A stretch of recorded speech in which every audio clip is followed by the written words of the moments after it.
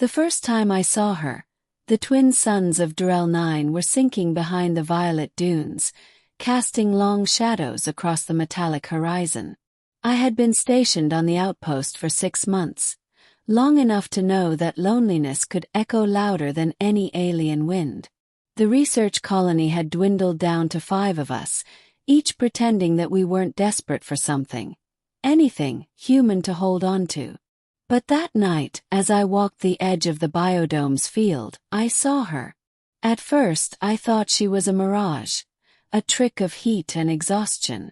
A figure cloaked in translucent fabric, her skin faintly luminous beneath the fading light. When she turned toward me, her eyes shimmered with an iridescent hue I'd never seen on any creature before. Blue, silver, both. She looked frightened, no, uncertain. I raised my hand slowly. "It's okay. I'm not here to hurt you." She didn't speak. Instead, she tilted her head, studying me like I was the alien.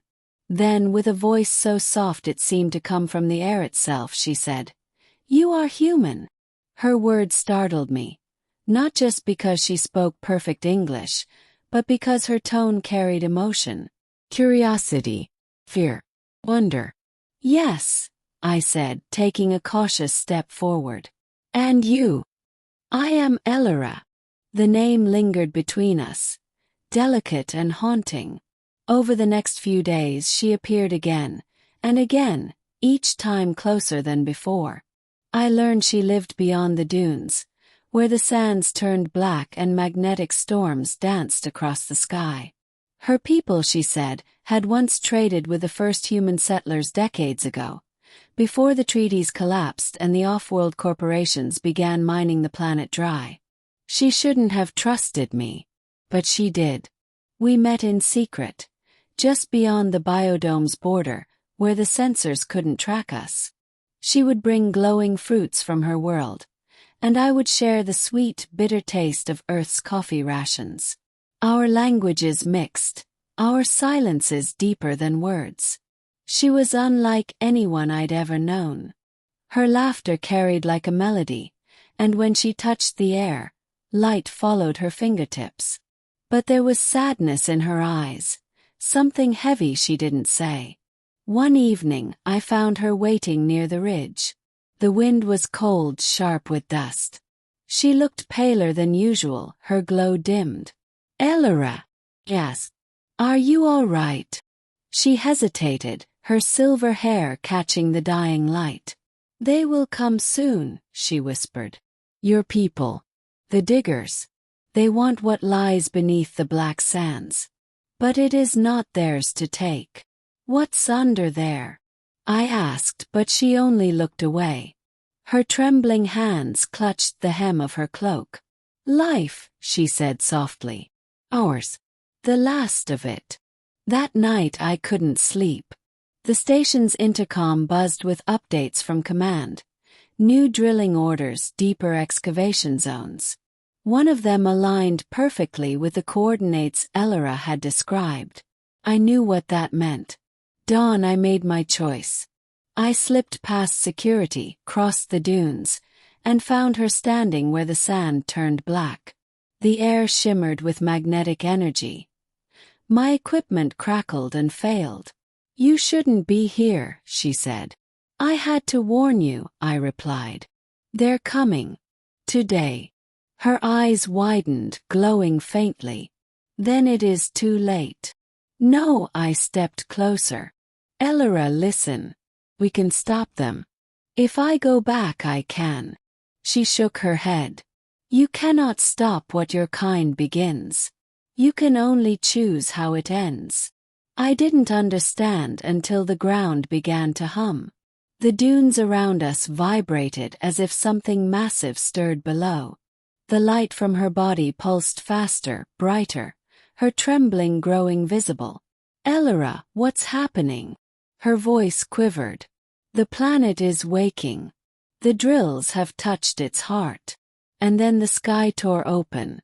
A wave of energy burst from the horizon, blinding and silent, throwing me backward into the sand. My visor cracked. When I looked up, she was kneeling beside me, her form flickering like a hologram struggling to hold shape. She reached for my hand. "You must go. I'm not leaving you." Her fingers brushed mine, warm, alive, electric. The instant our skin met, her whole body shivered. Her eyes locked onto mine, and her lips parted as if she was about to say something, but the words caught in her throat. "Elyra," I whispered. Her hands trembled harder now, glowing veins of light racing up her arms. "Your touch," she breathed. "It burns and heals. I did not think it possible for your kind to feel as we do." Then she leaned closer, her voice almost lost to the wind. "Do not forget this moment. When your stars fall and your machines crumble, remember what you touched. Remember that we were alive too." Her words struck deeper than any wound. Before I could reply, the ground split open beneath us. A beam of light, pure, radiant energy, erupted upward, swallowing her form. I tried to pull her back, but my hands passed through as if she were made of starlight. "Elyra!" Her voice echoed, faint, fading. "Live, human. Tell them." And then she was gone. The outpost was destroyed within hours.